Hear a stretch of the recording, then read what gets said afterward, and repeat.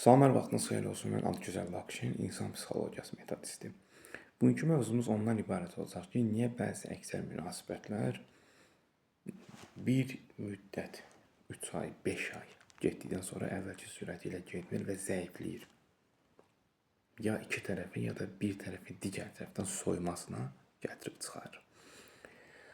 Əksər münasibətlərin təməl olaraq sıfırdan ta ki 10 gün, 20 gün, hətta bir aya qədər gecədən, belə deyək, axşamdan səhərə qədər az qala bütün quru buzluğa yatılmır, danışılır.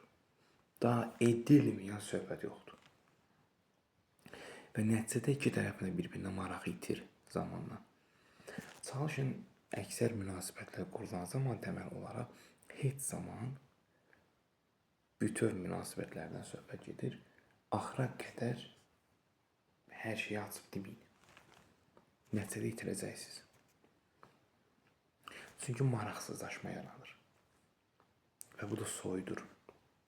Və zamanla soymanın da bir digər ünsürü, yaxud pis cəhət odur ki, hər iki tərəfdən hər hansısa birinin, yaxud hər iki tərəfin ikisinin də həqiqi iç üzləri ortaya çıxır. İlk başdan mələk, sonradan görsən şeytan. O dərəcədə pis xarakteri ortaya çıxır ki,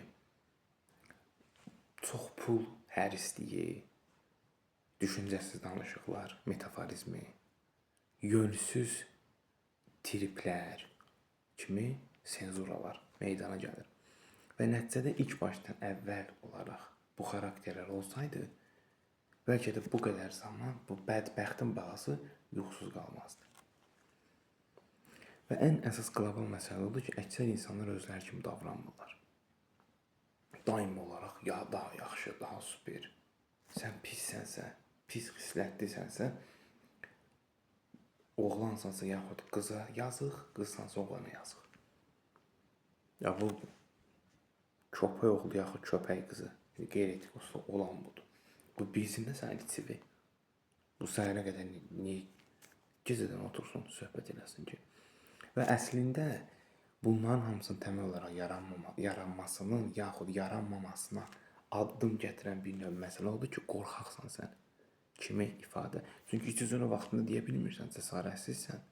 Çalışın bu tip insanlardan sezdiyiniz an uzaq olun. Seanslarımız əyani və onlayn şəkildə həyata keçirilir. Qoşulmaq istəyənə şəxsi mesaj verməsi məlumat verə bilərlər.